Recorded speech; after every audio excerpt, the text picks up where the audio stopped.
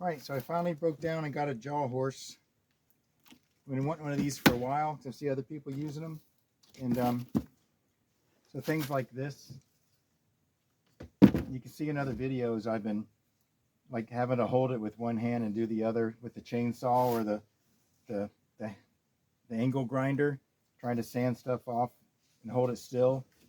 I've been trying, if you look at other videos, I'll prop it underneath things like this or try to squeeze it between two little logs. I've laid other longer planks, laid it on top to try to hold them still, and nothing works really great. So I finally got one of these. I was afraid I was gonna chop my arm off or hit myself with the grinder and rip off some skin. So finally got it. So I'm looking forward to having this. It clamps down. I've not had one, but it's kind of heavy. It clamps down and keeps it still. You don't kill yourself while you're trying to carve with it. There.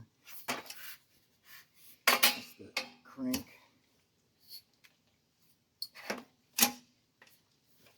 Right. So see, I'm using this cowboy boot I'm making. Snake in the boot. I'm going to make another one.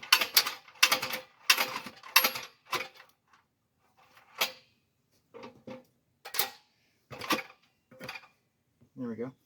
Nice.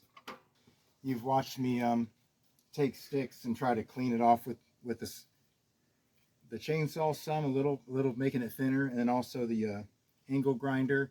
And I'm using other planks and things to try to hold it down, and it's flying out of my hand, or I'm stepping on it like this, trying to hold it still, and it just gets rough. So this is going to be great. I can't wait to use it in my new videos. Just be looking out for my new Jawhorse, and I'll comment as it goes, but this is going to be great.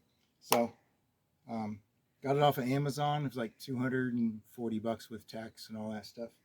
I think it's well worth it. All right, thanks for watching. Look at that.